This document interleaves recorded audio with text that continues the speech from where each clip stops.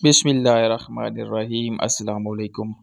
15 سال کی تھی جب ماموں مجھے اپنے ساتھ دبئی لے گئے کیونکہ میں یتیم تھی۔ ماموں نے مجھے ایک حبشی کو بیچ دیا۔ نہ تو حبشی میرے ساتھ غلط حرکت کرتا، نہ ہی کوئی کام کرواتا۔ میں تو حیران تھی۔ حبشی کے گھر میں بوڑھی ملازمہ روز اشاروں سے کہتی بھاگ جاؤ ورنہ تمہارا انجام بھی بہت برا ہوگا۔ میں انجان ملک میں کہاں جاتی؟ جب میں نے اس کی بات نہ مانی تو وہ مجھے تہہ خانے میں لے گئی۔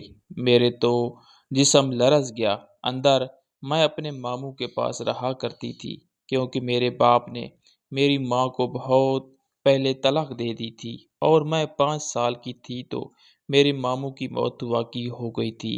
میرا باپ کون تھا، کہاں تھا، کیا کرتا تھا، مجھے کچھ معلوم نہیں تھا۔ اس لیے میں ہمیشہ اپنے ماموں کے ساتھ رہتی تھی۔ ان کے اپنے بھی بچے تھے اور مامی کو ہمیشہ سے ہی مجھ سے نفرت تھی۔ وہ سارے گھر کا کام مجھ سے کرواتی تھی۔ اگر مجھ سے کوئی تھوڑی سی غلطی ہو جاتی، جب کوئی کام اچھے سے نہ ہوتا تو اس طرح ہاتھ بھی اٹھا دیتی تھی۔ ایک دن میں سالن بنا رہی تھی تو میرے سے تھوڑا سا سالن جل گیا۔ مامی نے مجھے بہت مارا، مجھ پر اتنا ظلم کیا کہ میرے ہاتھوں پر ڈنڈے مارے اور میں بے ہوش ہو گئی۔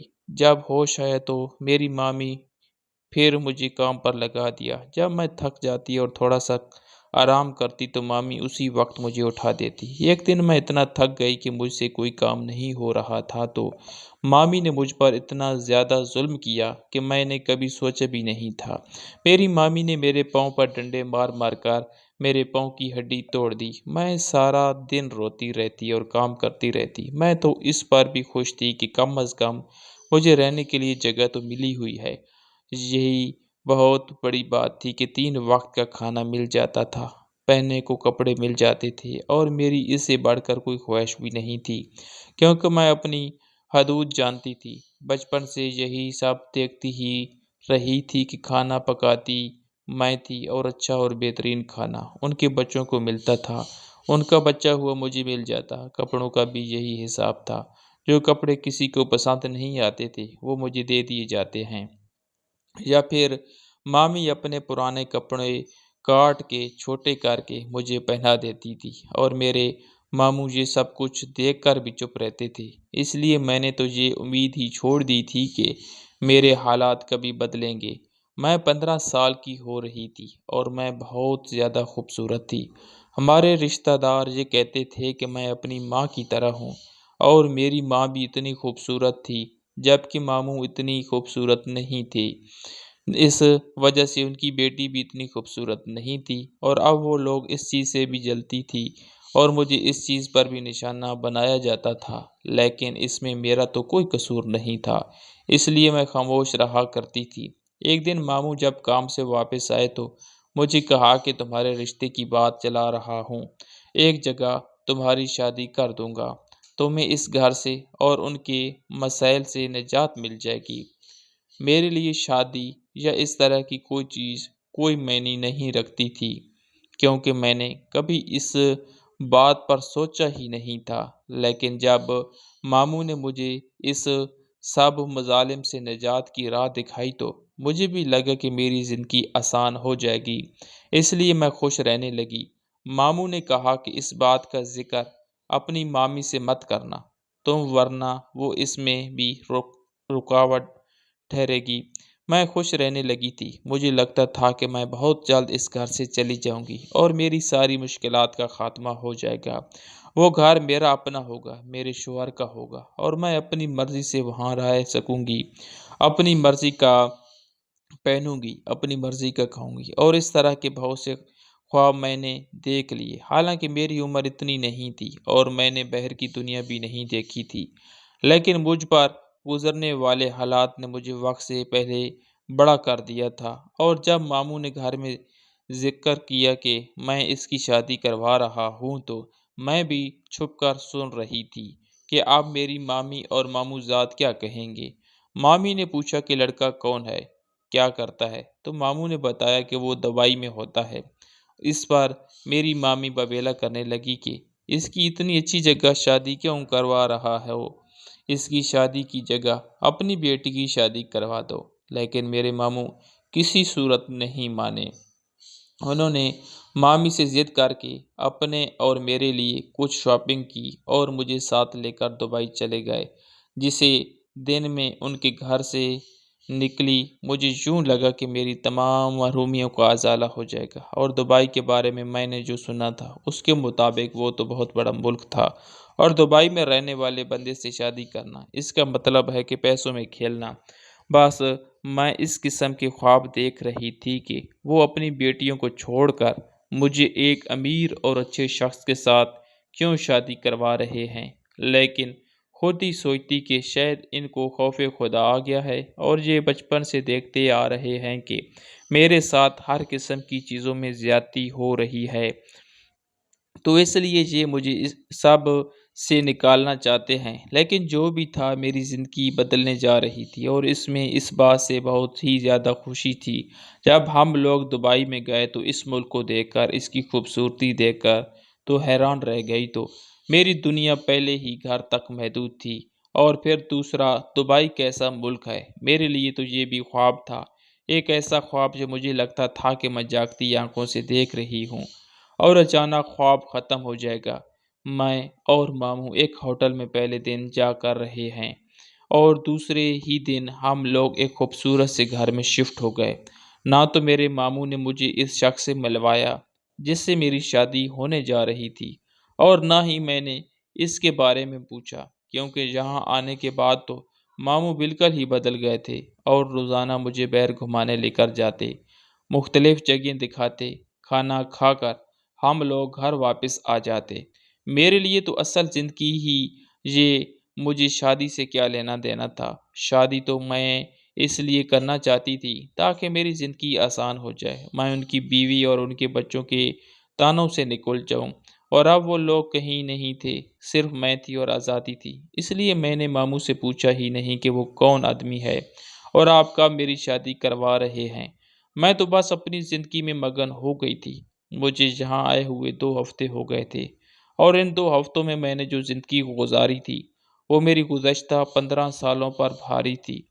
ماموں صبح شام مجھ سے پوچھتے کہ کیا کھانا ہے، اور وہی مجھے منگوا کر دیتے، یہاں تک کہ مجھے انہوں نے کپڑے وغیرہ بھی لے کر دیے تھے۔ سارا دن ہم لوگ ادھر ادھر گھومتے پھرتے رہتے تھے، جہاں دل کرتا، جس ہوٹل میں دل کرتا بیٹھ جاتے،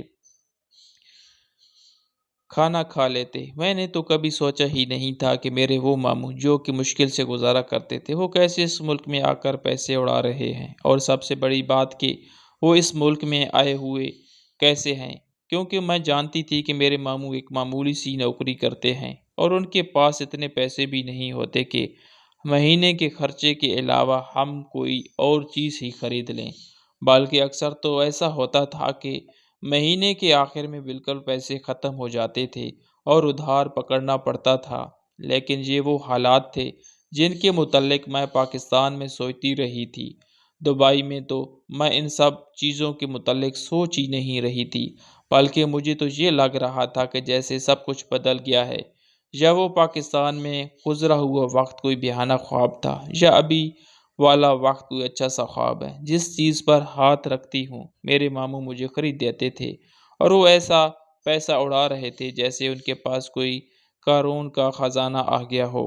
تقریباً 3 ہفتے گزرنے کے بعد ایک دن صبح صبح میرے ماموں نے کہا کہ آج ہم کہیں نہیں جائیں گے، آج تمہارے ہونے والے شوہر گھر میں آئے گا۔ میں تو اس بات کو بھول چکی تھی، لیکن خاموش ہو گئی، کیونکہ اب تو میں خود بھی اس ملک سے نہیں جانا چاہتی تھی، اور اگر ماموں نے واپس جانا ہی تھا تو پھر میرا شادی کرنا ہی بہتر تھا، کیونکہ میرے ذہن میں تو واپسی کسی صورت نہیں تھی۔ ماموں کے کہنے کی وجہ سے میں نے ایک نیا سوٹ پہنا اور بہت اچھے طریقے سے تیار ہوئی۔ میں نے خود کو ہی آئینے میں دیکھا تو میں اپنے آپ کو اچھی لگی رہی تھی۔ وہاں کوئی اور تھا نہیں جس سے میں پوچھ سکتی کہ میں کیسی لگ رہی ہوں، لیکن میرے ماموں نے میری تعریف کی کہ تم بہت اچھی لگ رہی ہو۔ کچھ دیر بعد ہی ایک آدمی آیا، اور وہ کوئی حبشی تھا۔ میں سمجھی کہ میرے ہونے والے شوہر کا کوئی ملازم ہوگا، لیکن ماموں اس کو ساتھ لے کر دوسرے کمرے میں چلے گئے۔ کچھ دیر بعد وہ دونوں واپس آئے، اور انہوں نے کہا کہ تم اس آدمی کے ساتھ چلی جاؤ گی، یہ تمہارا شوہر ہے، میں نے دیکھ بھال کر تمہارا رشتہ کیا ہے۔ اس آدمی نے مجھے کہا کہ چلو، میں ماموں کی طرف دیکھ رہی تھی کہ میں ایسے کیسے چلی جاؤں۔ میں اتنا تو جانتی تھی کہ شادی کے لیے نکاح کرنا ضروری ہے، لیکن ماموں مجھے خود ہی پکڑ کر گھر سے باہر لے آئے۔ باہر آدمی کی گاڑی کھڑی تھی، ماموں نے دروازہ کھول کر مجھے اندر بیٹھا دیا اور دوسری سائڈ سے وہی مرد اندر آ کر بیٹھا۔ اس نے گاڑی سٹارٹ کر دی۔ میں نے ماموں کو اشارہ کیا اور ان کے کان میں کہا کہ میں اس کے ساتھ کیسے چلی جاؤں۔ ماموں نے کہا کہ بس تمہاری شادی ہو چکی ہے، آج کے بعد اسی کو اپنا شوہر سمجھنا، اور میں آج ہی واپس پاکستان چلا جاؤں گا، اس ملک میں اب نہیں رہوں گا، اور یہ گھر بھی اسی آدمی کا ہے جہاں ہم اتنے دنوں سے رہ رہے تھے۔ یہ کہہ کر ماموں تو پیچھے ہٹ گئے اور میری آنکھوں سے آنسو نکلنے لگے۔ میرے ساتھ کتنا بڑا دھوکا ہوا تھا، ماموں نے شاید مجھے بیچ دیا تھا۔ اس آدمی نے مجھے کچھ بھی نہیں کہا، خاموشی سے گاڑی چلاتا رہا، نہ اس نے میرے رونے پر کوئی اعتراض کیا اور نہ ہی کسی اور بات پر۔ اس نے مجھے کچھ کہا، گاڑی جا کر ایک بہت بڑے محل نما گھر کے سامنے آ کر رکی۔ وہ گھر تو نہ جانے کہاں سے شروع ہو رہا تھا اور کہاں ختم۔ مجھے اس نے کہا کہ گاڑی سے اترو۔ میں نے نیچے اتر کر دیکھا تو وہ کوئی محل لگ رہا تھا، اتنا بڑا اور اتنا شاندار کہ میں تو بس آنکھیں پھاڑ کر اسے دیکھتی ہی رہ گئی۔ اس آدمی کے پورچ میں دو گاڑیاں اور بھی کھڑی تھی، اور یہ تیسری گاڑی تھی جس میں سے میں اتری تھی، اور تینوں ہی گاڑیاں بہت شاندار تھی۔ ہمارے گاڑی سے اترتے ہی ایک آدمی دوڑتا ہوا آیا اور اس نے پچھلی سیٹ سے میرا بیگ اور اسٹرے یا سوٹ کیس نکال لیا۔ اس سے اندازہ ہو گیا کہ وہ اس گھر کا ملازم ہے۔ میں حیران ہو رہی تھی کہ کالا حبشی اتنا امیر ہے، لیکن دل ہی دل میں خوش ہو رہی تھی کہ چلو، میرے ماموں نے مجھے کسی امیر شخص کو بیچا ہے، میں اسے کہہ کر اسے نکاح کر لوں گی اور پھر اس پورے گھر پر میری حکومت ہوگی۔ میں تو یہ ساری چیزیں سوچتے ہوئے اندر گئی، لیکن وہاں کھڑی دوسری دو گاڑیوں سے مجھے اندازہ ہوا کہ یہ گھر میں اکیلا نہیں ہے، شاید اس کے کوئی بھائی بھی ہیں جو اس گھر میں رہتے ہیں۔ جب میں اندر گئی تو وہاں ہر طرف مختلف لوگ بھی تھے، لیکن سب نے یونیفارم پہن رکھے تھے، ایک جیسے۔ اس سے اندازہ ہوتا تھا کہ وہ سب ملازم ہیں۔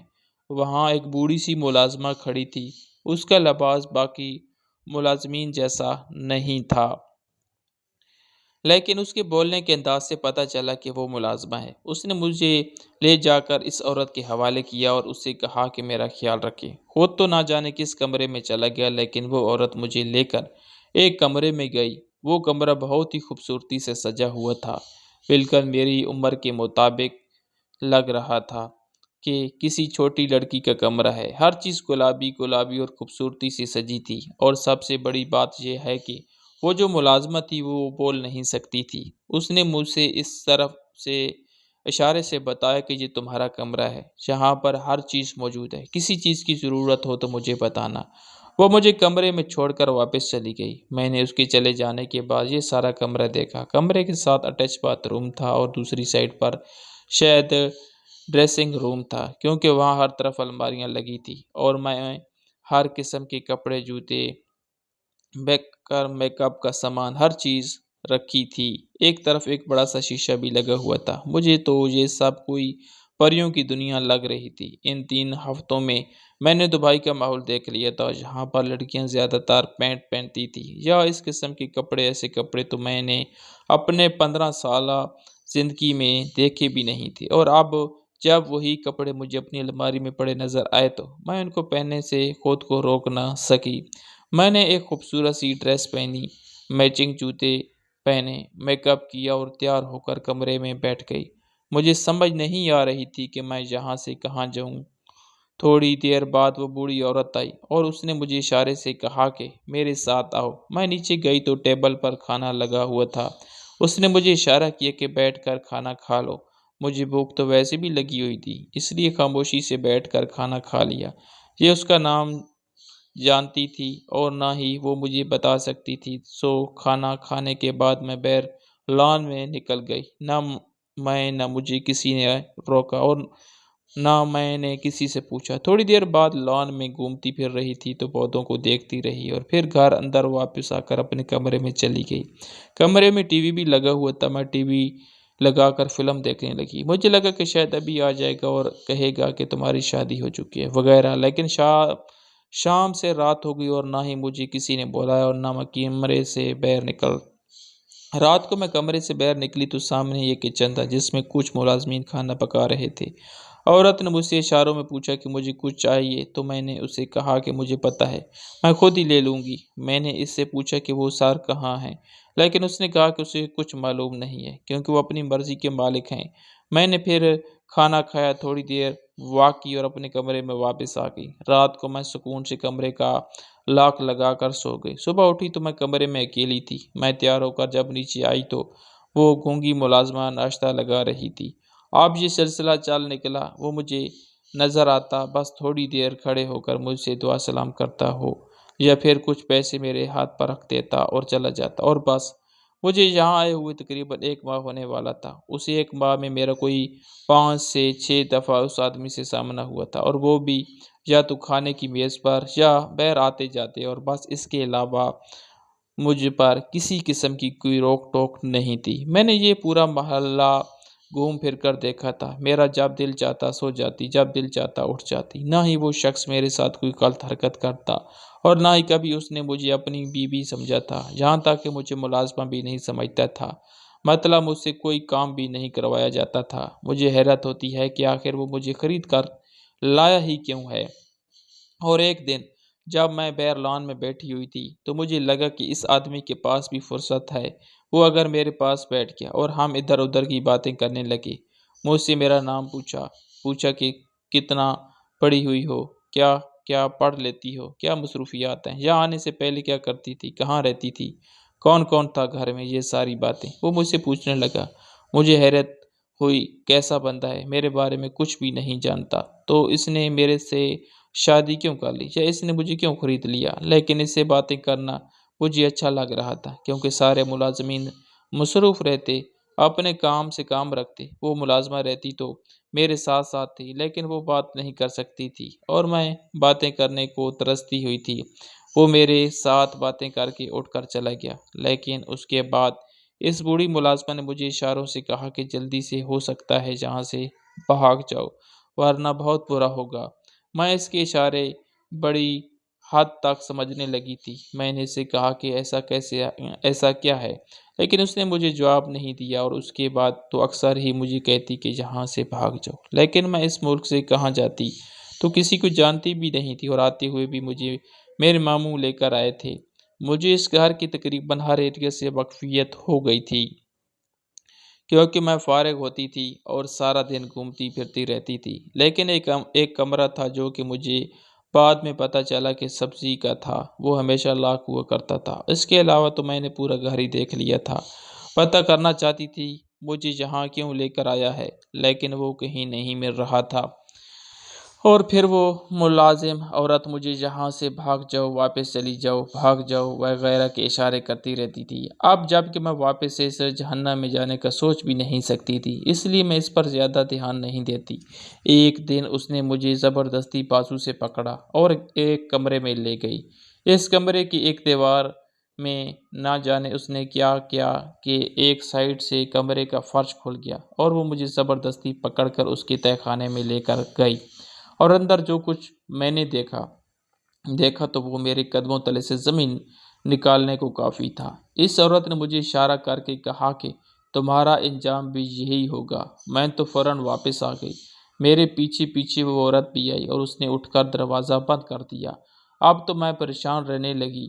میں نے اسے کہا کہ میں اس ملک میں کسی کو نہیں جانتی، میرے ماموں نے تو مجھے اس حبشی کے پاس بھیج دیا ہے اور میرا تو دنیا میں اور کوئی بھی نہیں ہے۔ اس پر ملازمہ نے کہا کہ تم اسی ملک میں بے شک محنت مزدوری کر لو، لیکن یہاں سے نکلو۔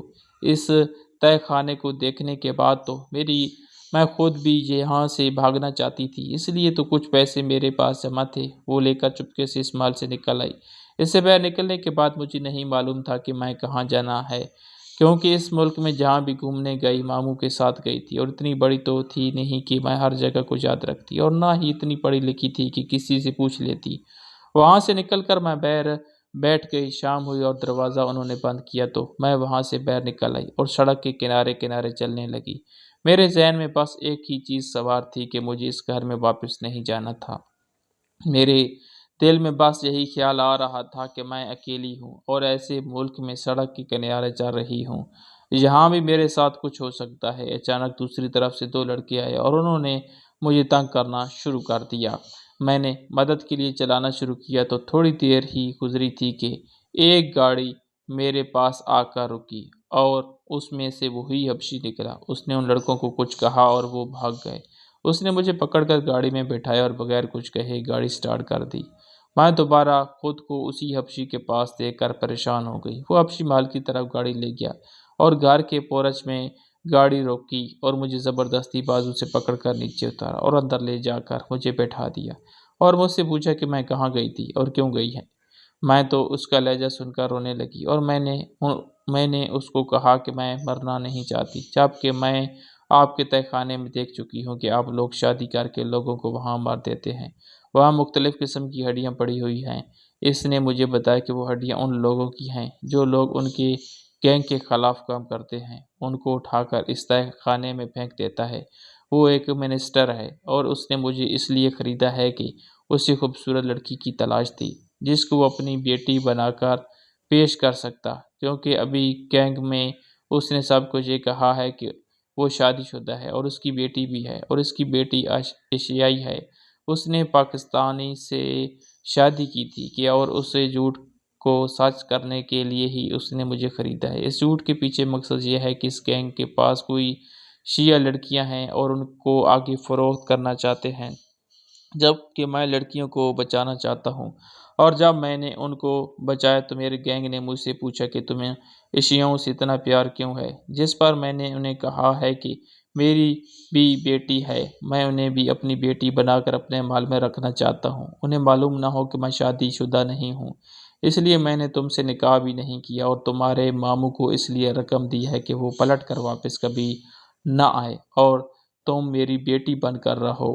میں تو اس کی یہ بات سن کر حیران رہ گئی اور دل میں شرمندہ ہونے لگی کہ وہ شخص مجھے اپنی بیٹی بنا رہا ہے اور میں اس کی بیوی بننے پر تلی ہوئی تھی۔